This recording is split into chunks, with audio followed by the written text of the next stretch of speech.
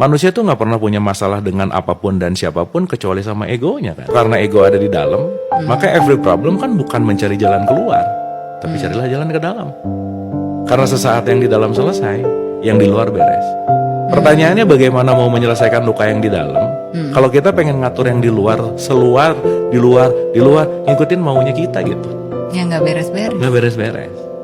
Sedih ketakwaan yang nomor 2 itu benar-benar super self healing sih sebenarnya. Untuk bagaimana melepaskan. Nah nomor 3 sih yang paling asik Mbak. Orang yang takwa adalah orang yang pandai memaafkan kesalahan orang lain. Selesai. Wow.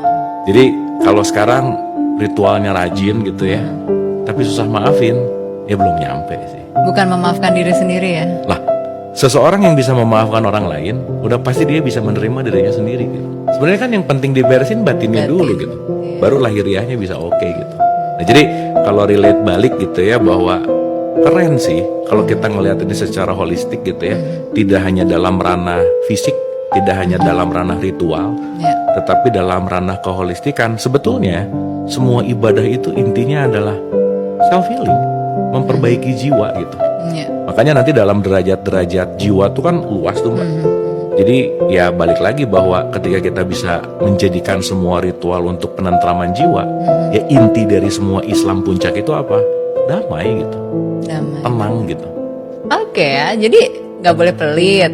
Boleh pelit, kontrol Kontrol ego. Ego gitu ya. Terus Kontrol yang ego ketiga, sendiri kan, bukan ego orang lain. kalau kita mengontrol ego kita, otomatis kita juga pasti bisa mengontrol ego orang kan. Dan yang paling penting sih sebenarnya Memaafkan forgiveness. tadi ya. Iya. Dan jangan lupa bahwa memaafkan itu skill. Kalau nggak dilatih nggak bisa. Nggak ada orang yang tiba-tiba pintar memaafkan tuh nggak ada. Semuanya dilatih. Makanya dalam hidup di perspektif saya nggak ada orang yang hebat sih. Yang ada orang yang terlatih atau enggak gitu. So, apa yang harus dilakukan ya supaya benar-benar bisa ikhlas dan tulus memberi? Jadi saya merangkum dalam 15 L namanya. L yang pertama latihan. L yang kedua latihan. L yang ketiga latihan.